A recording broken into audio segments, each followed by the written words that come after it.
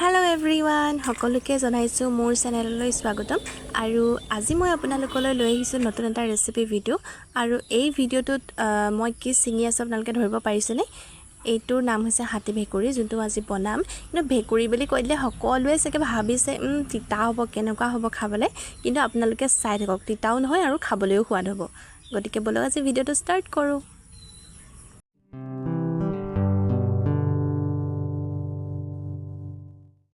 প্ৰথমতে মই ভেকুৰি গুটিখিনি ধুনিয়াকৈ এটা এটাকে চিঙি এনেদৰে উলিয়াই লম আৰু এই ভেকুৰিবিধ আসলতে সকলো ঠাইতে পোৱা নাযায় কিন্তু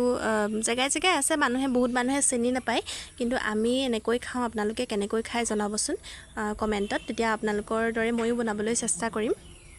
আৰু আমি এই ভেকুৰিবিধক হাতিভেকুৰি বুলি কওঁ আপোনালোকে কিবা যদি বেলেগ নামেৰে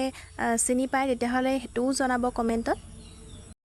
এয়া এটা এটাকে গুটেইখিনি ভালদৰে চিঙি ললো আৰু এইখিনি ভালদৰে ধুই লম আৰু এইখিনি আসলতে গুটি আলুৰ লগত খাবলৈ বেছি ভাল যোনটো আমি অসমীয়া আলু বুলি কওঁ এই হাতিভেকুৰিবিধ কেৱল মাত্ৰ সোৱাদৰ বাবে আমি নেখাওঁ আসলতে ইয়াত বিভিন্ন ধৰণৰ যৌগ থাকে যোনবিলাকে আমাৰ ৰক্তস্ৰাৱ হ্ৰাস কৰাত স্বাভাৱিক উপায় হিচাপে কাম কৰে আৰু ইয়াৰ নাম ইংৰাজীত আমি টাৰ্কি বেৰী বুলি জানো আৰু টাৰ্কি জামু বুলিও কোৱা হয় আসলতে ইয়াৰ বিভিন্ন ধৰণৰ যৌগসমূহ হৈছে যেনেদৰে গ্যালিক এসিড আৰু ফেৰুলিক এসিড যি আমাৰ পৰীক্ষানলীৰ অধ্যয়নত শক্তিশালী এন্টিঅক্সিডেন্ট আৰু এন্টি ইনফ্লামেটৰী গুণ প্ৰদৰ্শন কৰে গতিকে এইবিধ আমি খাব লাগে আৰু স্বাস্থ্যজনিত কাৰণতো এয়া কথা পাতি মোৰ এইখিনি ধুনিয়াকৈ কাটি লোৱা হৈ গ'ল দেখিছেনে মই ফালি লৈছো মাত্ৰ দুভাগ কৰি আৰু এইখিনি মই অকনমান দেৰি কাৰণে তিয়াই ৰাখি ভালদৰে তাৰপিছত টুকি লম আৰু এইখিনি মই প্ৰথমতে বইল কৰিম যেহেতু সকলোৱে কয়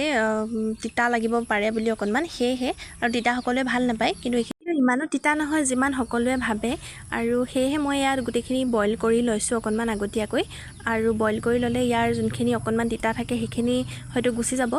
আৰু এয়া দেখিছেনে ধুনিয়াকৈ মই বইল কৰা হৈ গ'ল আৰু ইয়াতকৈ বেছি হিজিব নালাগে ইমানখিনি হিজিলেই হ'ব এইখিনি এটা ভালদৰে টুকি লম আৰু এইফালে মই আলু কাটি লৈছো আলু মানে গুটি আলু হলে বেছি ভাল বুলি কৈছিল যে সৰু আলুটো মানে ইয়াৰ লগত মিলে আৰু একো নাই বাৰু মুছত ডাঙৰ আলু আসলে সেইখিনিকে ধুনিয়াকৈ সৰু সৰু পিচ কৰি কাটি লৈছো আৰু ইফালে বইল কৰা হাতিভেকুৰিখিনিও ধুনিয়াকৈ এনেদৰে টুকি ললো আৰু এয়া দেখিছেনে গুটিখিনি নিজে নিজে এৰাই যায় বহুতে গুটিখিনিৰ কাৰণেও নাখায় আৰু এফালে মই কেৰাহী পাতি দিলো আৰু কেৰাহীত দিলো অকনমান তেল অকনমান বেছি দিছো মই কাৰণ অকনমান ভালকে ফ্ৰাই হলে খাবলে ভাল লাগিব হেহে আৰু তেলখিনি ধুনিয়াকৈ পকাৰ পাছত এতিয়া মই প্ৰথমতে আলুখিনি ভাজি লম আলুখিনি ভাজি লোৱাৰ কাৰণটো এইটোৱে যেহেতু মই আগতীয়াকৈ ভেকুৰিখিনি বইল কৰিয়ে লৈছো হেহে আলুখিনি আগতীয়াকৈ ভাজি লম যেহেতু আলুখিনি মই আগতে বইল কৰা নাই খিনি অকন ফ্ৰাই কৰিলে খাবলৈ বেছি সোৱাদ হ'ব হেহে ইয়াতে মই এতিয়া অকনমান নিমখ দি দিছো আৰু দিছো অকনমান হালধি আৰু হালধিখিনি দি এতিয়া ধুনিয়াকৈ এইখিনি অলপ লৰাই ভাজি থাকিম ইয়াত আৰু মই বেলেগ একো মছলা ব্যৱহাৰ নাই কৰা এতিয়ালৈকে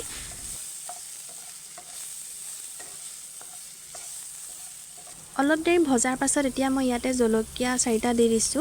আৰু অকনমান জ্বলা হলে খাবলৈ সোৱাদ লাগে আৰু এইখিনি আকৌ অকনমান ভাজিম যেটো ভালদৰে ফ্ৰাই হোৱা নাই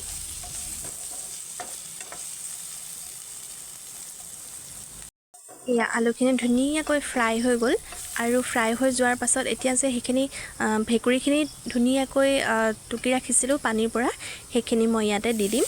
আৰু ইয়াত এক্সট্ৰাকে পানী এড কৰিব নালাগে যেহেতু ভাজিৰ নিচিনাকৈহে বনাম হেহে অকল টুকি ৰাখি এনেদৰে ভেকুৰিখিনি দি দিলেই হ'ব আৰু এতিয়া মই এইখিনি ধুনিয়াকৈ আকৌ লৰাই দিম অলপ দেৰি আৰু সিজিবলৈ দিম ভালকৈ